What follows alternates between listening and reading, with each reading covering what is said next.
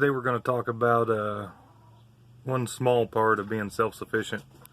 Most people are talking about firearms and operation and being skilled at firearms operation for security. None of that's going to matter if you're malnourished. But we're here in the chicken coop collecting some eggs. I wanted to go over some of the ins and outs of eggs. Here's what I've collected today. This is actually a couple days worth. I didn't come out and pick any up yesterday. Usually me and the wife come out and do this together. But we have a sick dog that she's tending to right now. So I went ahead and decided to shoot the video by myself. Alright, so I'm out of the chicken coop. Come out here where there's a little more light. A lot of people are not very quick to jump on the bandwagon for having chickens because they say it's not cost effective, but honestly chickens can be very cost effective, especially when you're feeding them compost, and you can even go fishing and feed them the corpse of the fish after you fillet it, or you could feed them bucket maggots, as nasty as it sounds. You just put the fish corpses in a bucket, let them start to decompose, and let the flies lay their eggs in it. And eventually you've got enough maggots to feed them all. But anyway, as of right now, we're getting about 10 eggs a day, which makes a good breakfast. We are a family of 6. It's my wife, my 4 kids, and myself. But if it come down to it, if we had to stay home, well, we're having to stay home right now, but it's not that bad. We're still able to go to the store and stuff if we need to. But we had quite a bit of goods put back, like we always do, just for the occasion of something like this.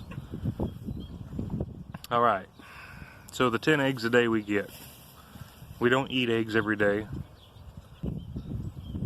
but we still go through quite a bit of them.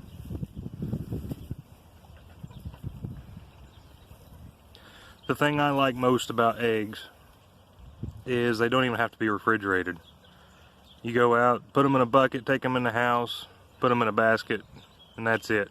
They're good for about a month. They're fresh just in the first 2 weeks, but you could still eat them and get the protein you need for a whole month.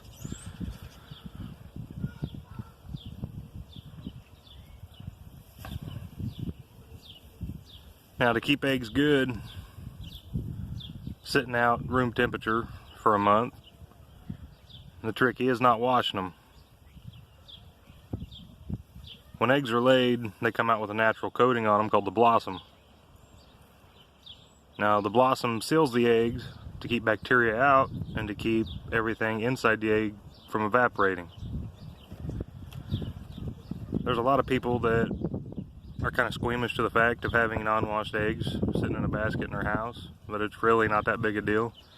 You put them in a basket and separate them from everything else. But if you absolutely refuse to have eggs in your house that aren't washed, there's a different way of going about it. You can actually wash the eggs in warm water, not too hot, not cold, because if you use cold water, it opens the pores of the egg and allows for more to get through the shell. But after you wash it with warm water, you could coat it in Vaseline and put them in the basket, and they'll still stay good at room temperature for about 1 month. I just decided to do this video real quick for those that weren't aware that eggs didn't even have to be refrigerated, because there was a time that I wasn't aware of it. So in an SHTF scenario, say the grid was down, no power, you could stockpile these eggs and have plenty for meals, make a good breakfast.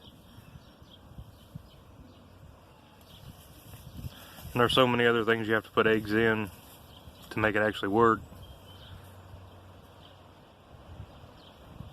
Now back to the cost-effective part. Chickens will eat just about anything. Yeah, there's certain nutrients that they have to have before they lay, and I'm not going to get into every possible nutrient out there that they have to have, but it's mainly protein, which they get from the grubs or the bucket maggots I was telling you about, or the remains of anything you may skin out. I mean, if things got too hard, you could feed them roadkill. Just remove the corpse after a couple days to prevent the growth and spread of disease.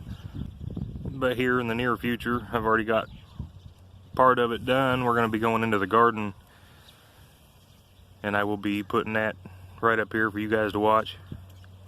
And please remember, survival is not about, okay, let me rephrase this. Survival is not about just knowing how to operate a gun. Yeah, it's important, but you're not going to operate a gun if you die of starvation or dehydration. Make sure your skill set spreads more into the lines of self-sufficiency